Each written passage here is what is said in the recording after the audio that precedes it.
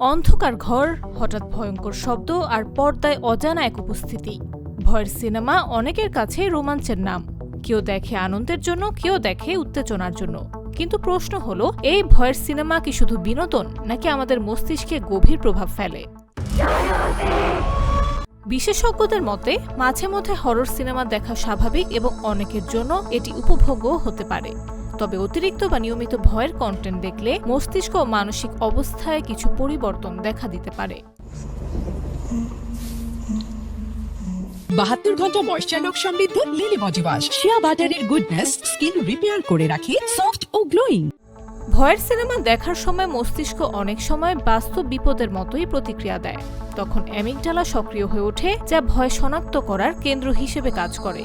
ফলে শরীরে fight or flight প্রতিক্রিয়া তৈরি হয়, হৃদস্পন্দন বেড়ে যায়, ঘাম হয়, শ্বাস দ্রুত হয় এবং পেশি টানটান হয়ে যায়।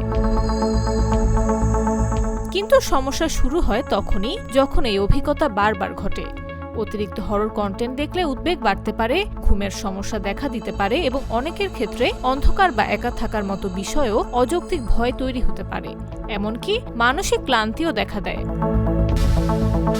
তবে সবাই একইভাবে প্রভাবিত হন না। কেউ এই ভয়কে উত্তেজনা হিসেবে নেয়, কারণ মস্তিষ্ক তখন ডোপামিন ও অ্যাড্রেনালিনের মিশ্র প্রতিক্রিয়া তৈরি করে আনন্দ অনুভব করে। বিশেষজ্ঞরা বলেন, যাদের উদ্বেগ বেশি, ঘুমের সমস্যা আছে, শিশু বা ট্রমা অভিজ্ঞতা রয়েছে, তাদের ক্ষেত্রে সতর্ক থাকা জরুরি। ভয়ের সিনেমা উপভোগ করা যেতে পারে, কিন্তু সীমার মধ্যে। কারণ বিনোদন যদি মানসিক স্বস্তি নষ্ট করে, তাহলে সেটি হয়ে উঠতে পারে অদৃশ্য চাপ। নিউজ ডেস্ক, জাগো নিউজ।